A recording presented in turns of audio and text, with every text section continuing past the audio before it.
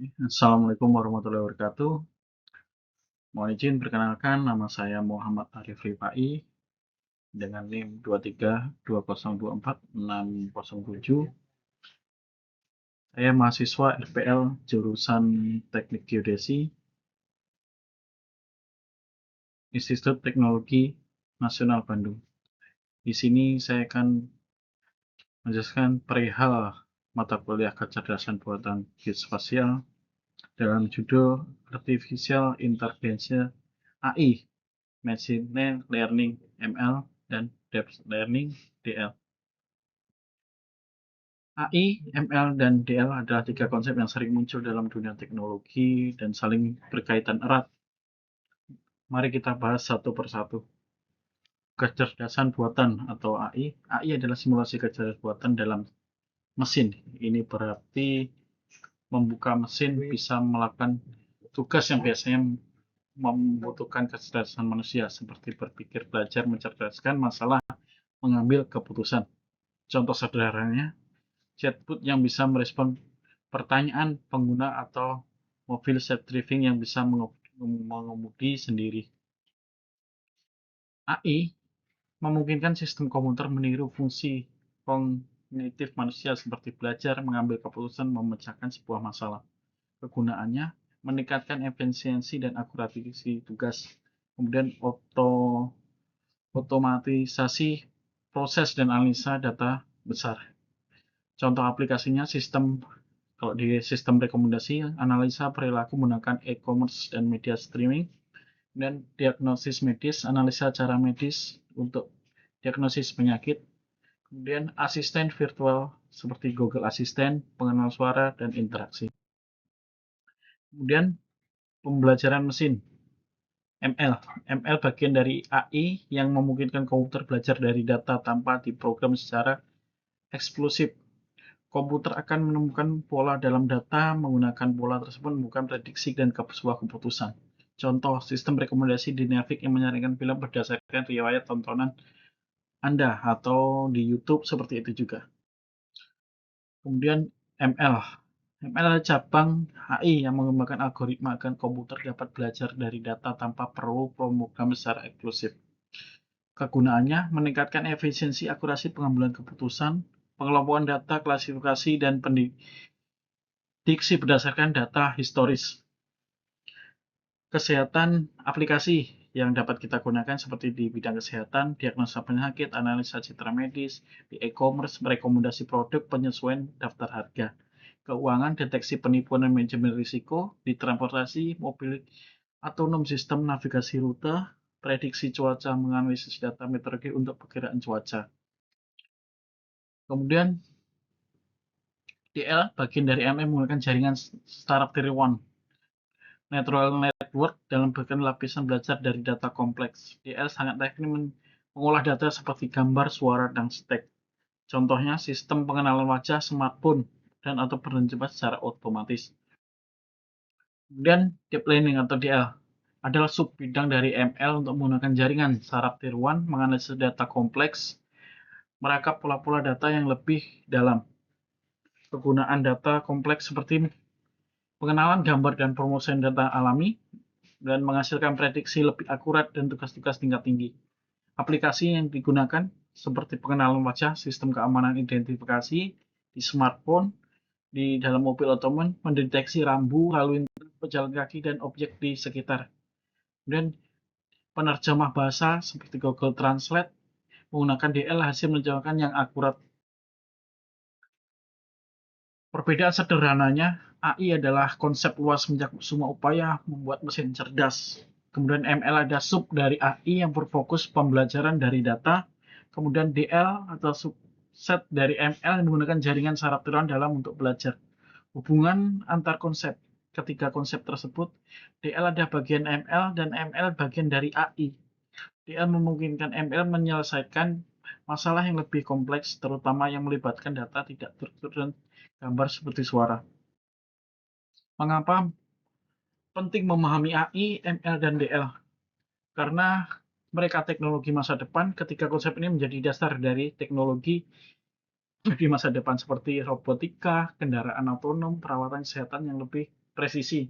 Kemudian inovasi bisnis. AI, ML, dan DL dapat digunakan meningkatkan efisiensi bisnis, menciptakan produk baru, meningkatkan pengalaman pelanggan. Kemudian contoh penerapan dalam kehidupan sehari-hari seperti asisten virtual, seperti Google Assistant, menggunakan AI, memahami perintah suara, merespon pertanyaan. Kemudian rekomendasi produk seperti Amazon, Netflix menggunakan ML untuk merekomendasikan produk film yang mungkin Anda sukai. Waktu pencarian berdasarkan histori. Pengenalan wajah seperti smartphone menggunakan DL membuka kunci dengan pengenalan wajah seperti pengguna. Penerapan identifikasi dan klarifikasi tutupan lahan menggunakan data multi-tahun. Apa itu tutupan lahan? Tutupan lahan jenis vegetasi atau material buatan manusia yang menutupi permukaan bumi pada suatu area tertentu. Contoh tutupan lahan meliputi hutan, pertanian, perkotaan, badan, dan air.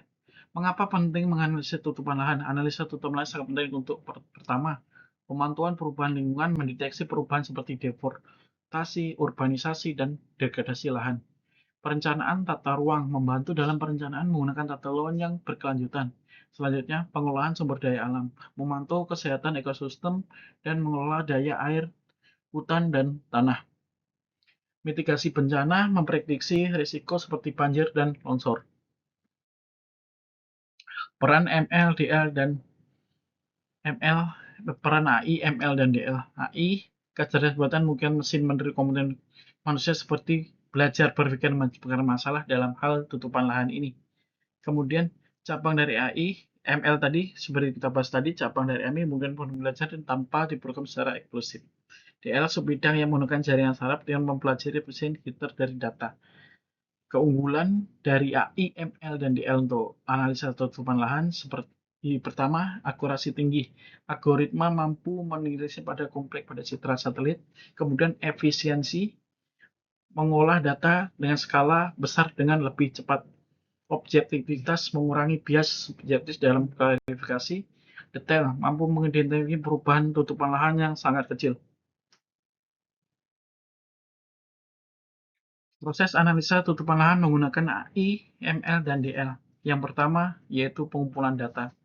Data yang pertama yang kita butuhkan adalah citra satelit.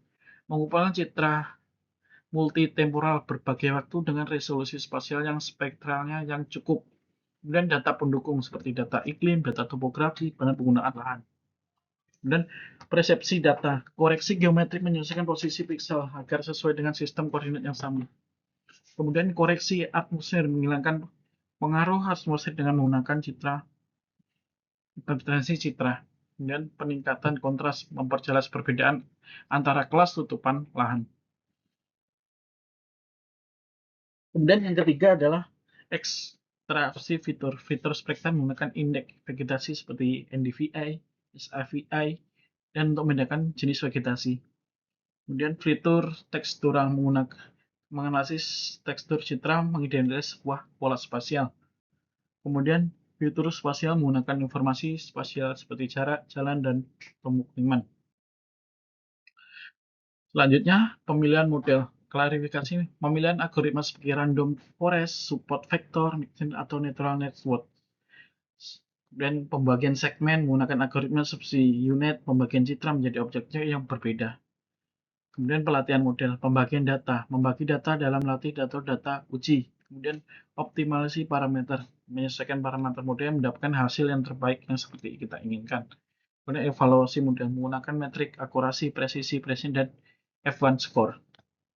Kemudian kita lanjut ke klarifikasi dan klasifikasi dan segmentasi. Klasifikasi pixel by set. Setiap pixel diklasifikasikan sebagai dalam bentuk tutupan lahan. Kemudian segmentasi objek, citra dibagi menjadi objek homogen kemudian diklasifikasikan.